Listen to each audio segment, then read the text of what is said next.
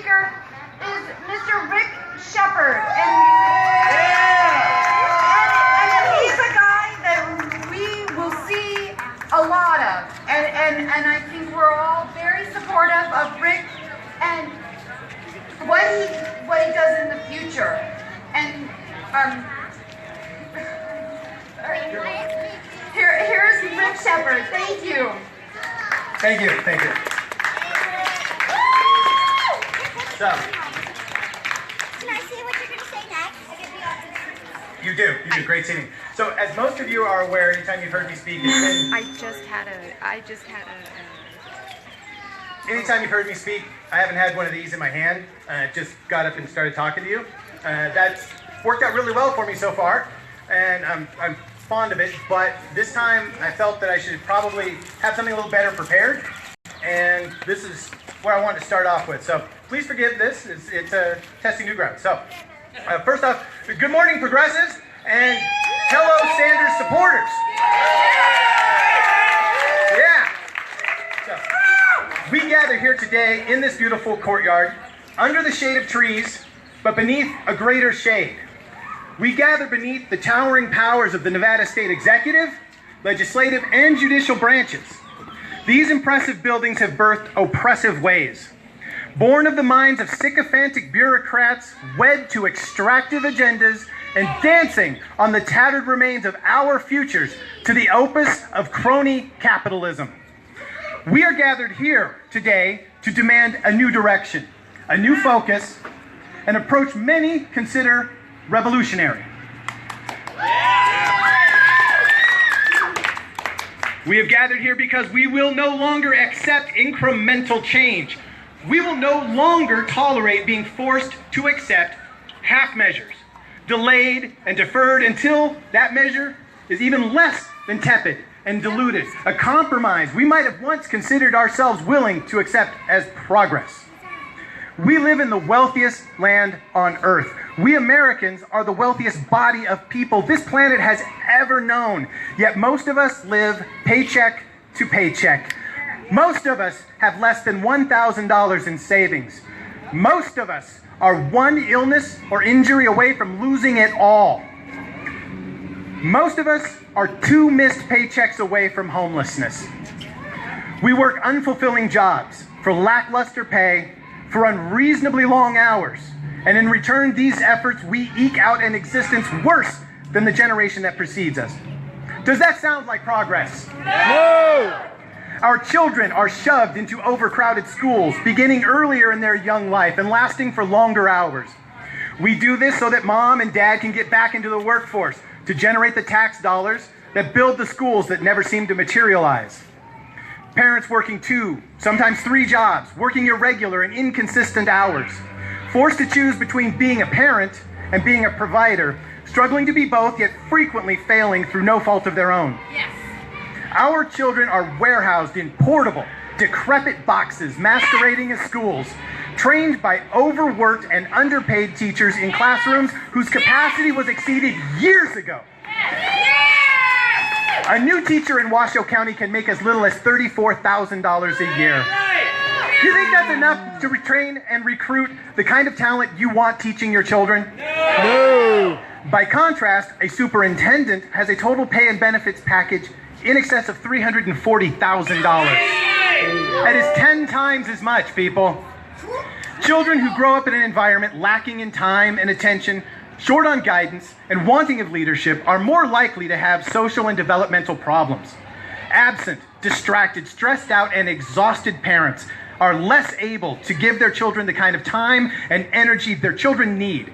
Nutrition, too, is often unattended, as good food is frequently more expensive and takes more time and effort at the prepackaged, nutritionally deficient foods the desperate and disheartened parents will often resort to.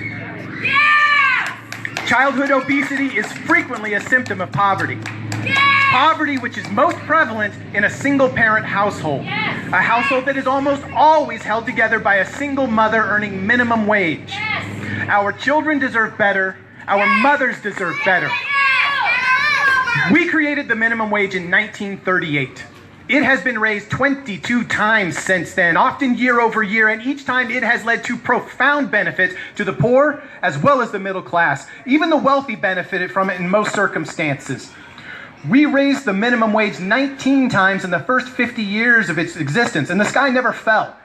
The wealthy, they gasped, they recoiled in horror, they clutched their pearls, and the fear and the doom that they prophesied never materialized. The fears of inflation that they fostered and encouraged never came to be. They were misplaced. Ask an economist, and they will admit that over the long term, the only thing that causes inflation is an increase to the money supply. Raising the minimum wage doesn't cause inflation. Quite the contrary. Raising the minimum wage is the proper response to inflation.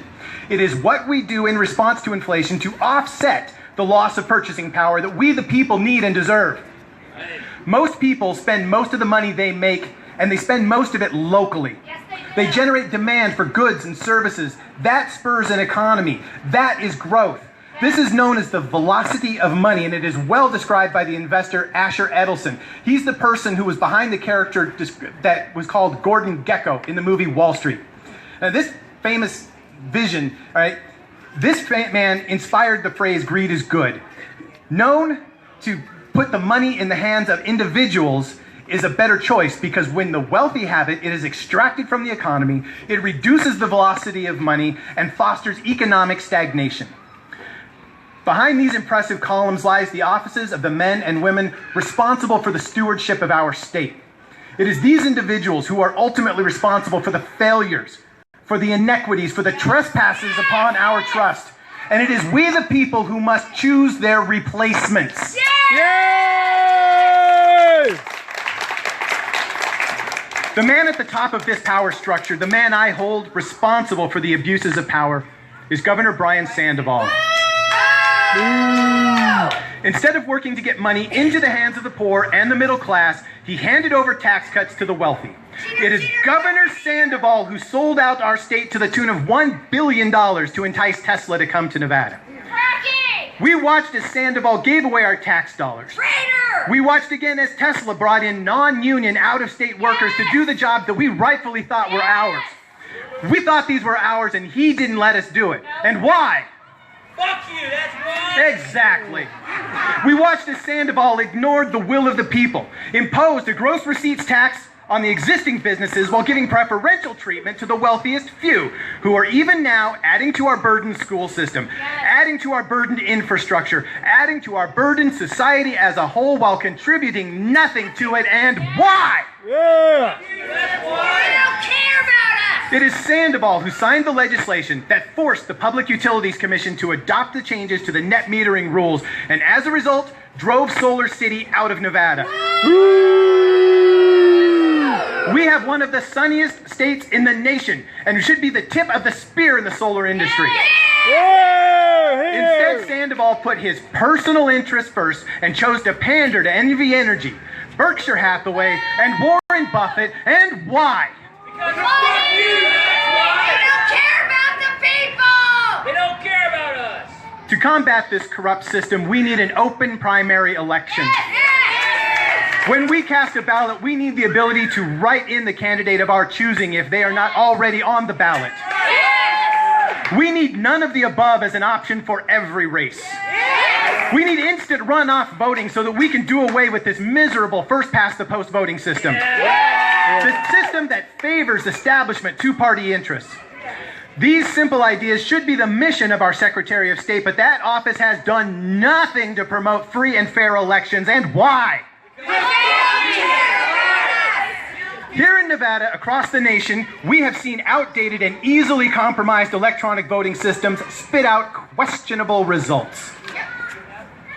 The statistical odds of this presidential primary being fair is 5 in 1 billion.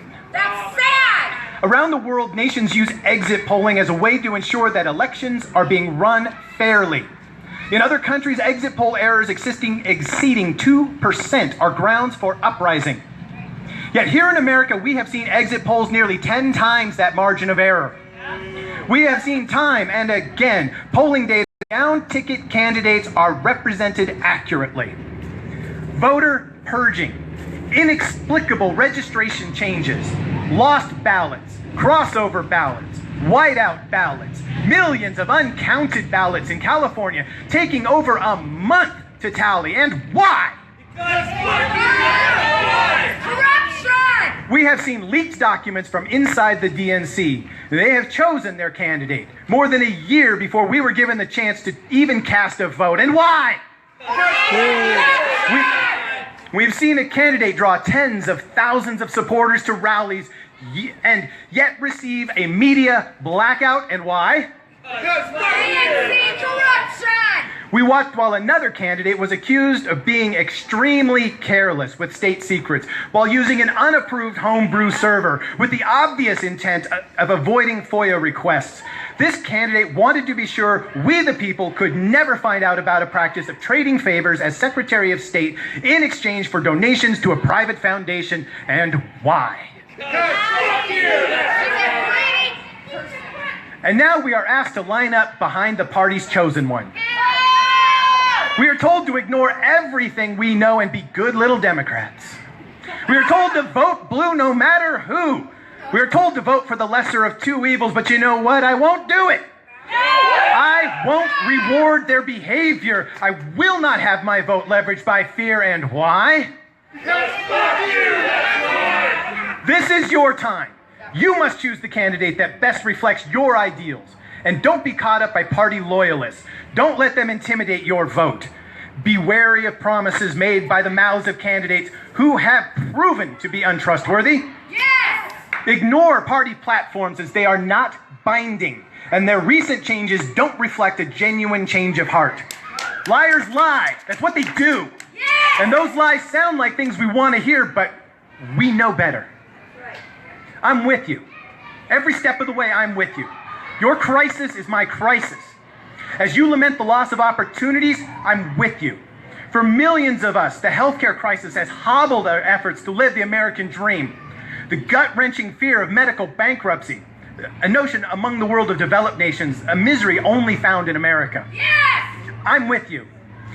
For millions more, the housing crisis has taken away your sanctuary and left you in debt and desperate. And once again, I am with you. When you remember a time when state colleges were tuition-free, that now you're forced to mortgage your future to believe in a chance that you might one day live it, I am with you. Yes! When you look at a document that begins, "We the people," that then goes on to call the indigenous savages, women are ignored entirely, and you refer to blacks as fractions, and you recognize your worth exceeds this, and you demand to be more than this, I'm with you. When you held up your hands and complied with their demands but were still shot dead, I'm with you. I am with all of you, and you are part of the revolution. Join me as we select candidates who reflect our progressive platform. Vote your conscience instead of your party, and then demand that your elected officials hold true to the promises they've made. This nation belongs to all of us. Not the elites, not the 1%, not the media, not even our elected officials. It belongs to all of us. Use your vote. It is the strongest voice you have. It is so strong that the powers that be have done everything they can to silence it. Don't let that go unnoticed. If there are forces so afraid of your vote that they will collude to destroy it, then it must be very powerful indeed. Stand up and use your power.